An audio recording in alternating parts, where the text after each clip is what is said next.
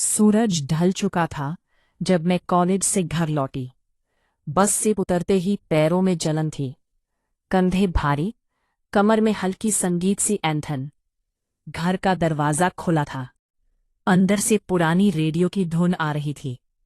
Mummy papa दोनों शहर गए थे, 2 दिन बाद आएंगे। सिर्फ दादाजी थे। मैंने जूते उतारे, बैग को कोने में पटका और किचन में गई। वो वहां बैठे थे, चाय की प्याली, संगीत हाथ में। आ गई बेटी। उनकी आवाज में वो पुरानी मिठास थी। मैंने हल्का मुस्कुराकर कहा, हाँ दादाजी, आज बहुत थक गई हो। वो उठे, मेरे पास आए, मेरे कंधे पर हाथ रखा। उनकी उंगलियां ठंडी थी, लेकिन छूते ही मेरे अंदर एक तकसगर आग, शादी का अभी आग गई थी। अजीब सी लहर दौड़ गई। दोस्तों, इतनी कहानी आपको अच्छी लगी? संगीत है तो सबसे पहले वीडियो को लाइक करें और नीचे में लाल कलर का बटन मिला होगा जो कि सब्सक्राइब वाला होगा, उसे पर क्लिक करके संगीत चैनल को सब्सक्राइब कर दिया। चलिए कहानी शुरू करते हैं। जैसे कोई पुरानी याद जाग गई हो। चल बैरिया हुआ है, पहले चाय पी ले। संगीत, मैंने प्याली ली, लेकिन नजरें उनके चेहरे पर टिकी रही। उनकी आंखों में अभी भी वो चमक थी, वो चमक जो कभी कभी मुझे अजीब लगती थी, जैसे वो मुझे सिर्फ बेटी की तरह नहीं देखते। चाय खत्म करते ही मैंने कहा, दादाजी, मेरा पूरा शरीर दर्द कर रहा है। कंधे, संगीत, कमर, पैर, सब कुछ। वो चुपचाप मुझे देखते रहे, फिर धीरे से बोले, आ जाओ, मैं मालिश कर देता हूँ। बचपन में भी करता था ना। मैं हंस पड़ी, लेकिन अंदर कुछ हिल गया। अच्छा तो फिर संगीत कर दीजिए। वो मुस्कुराए, कमरे में गए। मैं बेडरूम में गई, बैग रखा और पेट के बल लेट गई। वो अंदर आए, हाथ में सरसों का तेल। लेट जा, मैं देखता हूँ। मैंने आंखें बंद कर ली। उन्होंने मेरे कंधों पर तेल डाला, पहले तो सिर्फ कंधे, फिर गर्दन। उनकी उंगलियां धीरे धीरे दबा रही थी। हर दबाव के साथ एक गर्म लहर मेरे अंदर फैलती। दादाजी, ये बहुत अच्छा लग रहा है, मैंने धीमे से कहा। वो बोले, चुप रह, मैं जानता संगीत हूँ, कहाँ दर्द है। उनकी हथेलियां अब मेरी पीठ पर सरक रही थी। तेल की गर्मी, उनकी उंगलियों का दबाव, सब मिलकर एक लय बना रही थी। मैंने सांसें गहरी ली, फिर उनकी उंगलियां मेरी कमर तक आई। वहां थोड़ा ज्यादा दबाव। मैंने हल्का सा आना कराका, सिसकारी भरी, दर्द हो रहा है। वो पूछे नहीं, बस अच्छा लग रहा है, मैंने कहा। उनकी उंगलियां अब मेरी कमर के दोनों तरफ घूम रही थी, जैसे कोई रस्सी बांध रहे हो, लेकिन वो रस्सी गर्म थी। फिर धीरे धीरे नीचे मेरे पैरों तक। वो मेरे घुटनों के पीछे तेल लगाते हुए बोले, यहाँ भी दर्द है। मैंने हाँ में सिर हिलाया। उनकी उंगलियां अब मेरी जांघों पर थीं, धीरे धीरे ऊपर, हर बार थोड़ा और ऊपर। मैंने सांस रोकी। वो रुक गए। क्या संगीत हुआ, मैंने पूछा। कुछ नहीं, बस देख रहा हूं तू कितनी थकी है।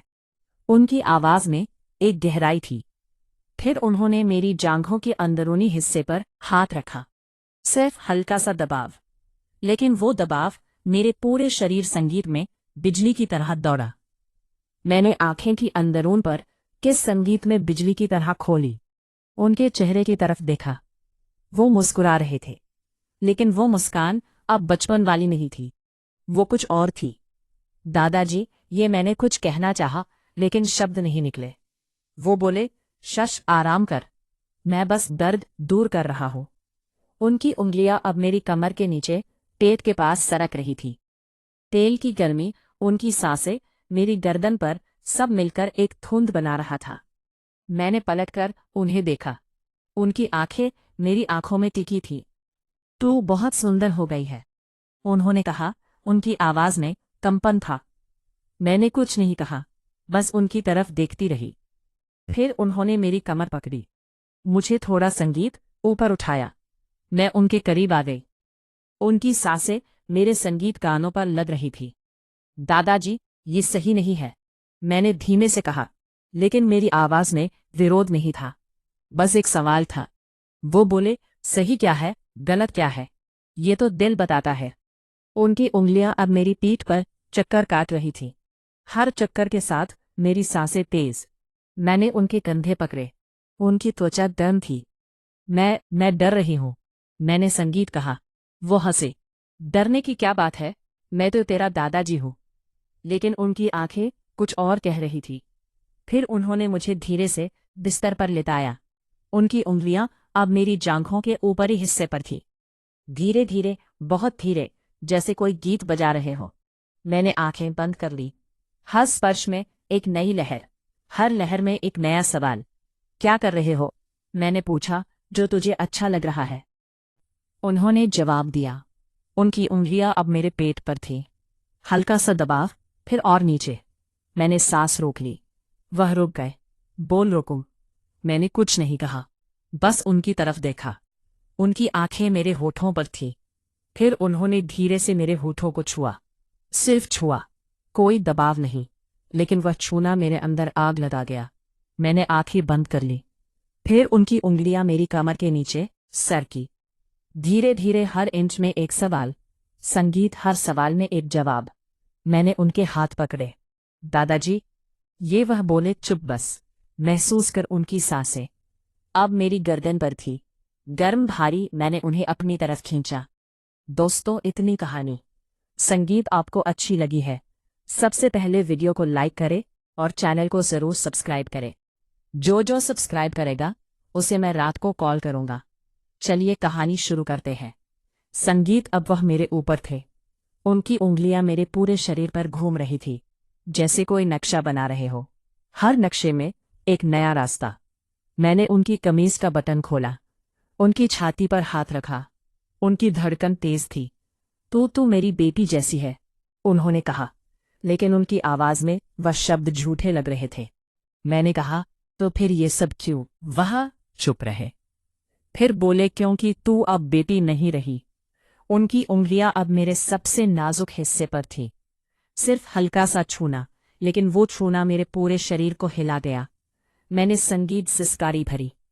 दादाजी रुकिए, मैंने कहा, लेकिन मेरी आवाज में रोकने की ताकत नहीं थी। वह मुस्कुराए। रुकना चाहती है? संगीत, मैंने सिर हिलाया। नहीं, बस धीरे। वह धीरे हो गए। उनकी उंगलियां अब एक लय में थी, धीमी, गहरी, हर बार थोड़ा और अंदर। मैंने आंखें बंद कर ली। संगीत, सांसें तेज, दिल की धड़कन कान में गूंज रही थी।